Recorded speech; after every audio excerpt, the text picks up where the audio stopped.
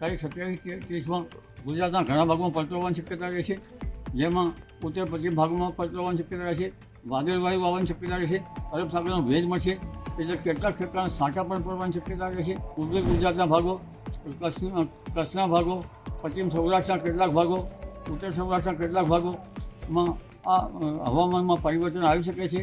ફેબ્રુઆરીની શરૂઆતમાં પણ હવામાનમાં મોટો પલટો આવશે. ઉત્તરાયણ પછી ઠંડી હવે ઓછી થઈ ગઈ છે અને ઠંડી ઓછી થયા બાદ અંબાલાલ પટેલે હવે નવી આગાહી કરી છે. તો શું આગાહી કરી છે? ચલો જોઈએ.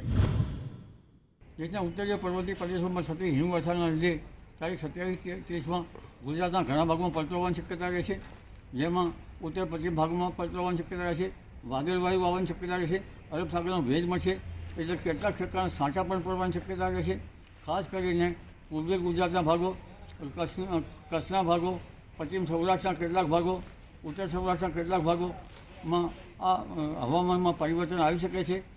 ઉપરાંત પૂર્વ ગુજરાત ઉપર ઉત્તર ગુજરાતના કેટલાક ભાગોમાં પણ પરિવર્તન આવી શકે છે, પરંતુ મધ્ય ગુજરાતના ભાગોમાં મહત્તમ ઉષ્ણતામાન વધી શકે છે અને જાણે ગરમી હોય તેવું જણાઈ શકે છે. આ ઉપરાંત ફેબ્રુઆરીની શરૂઆતમાં પણ હવામાનમાં મોટો પલટો આવશે.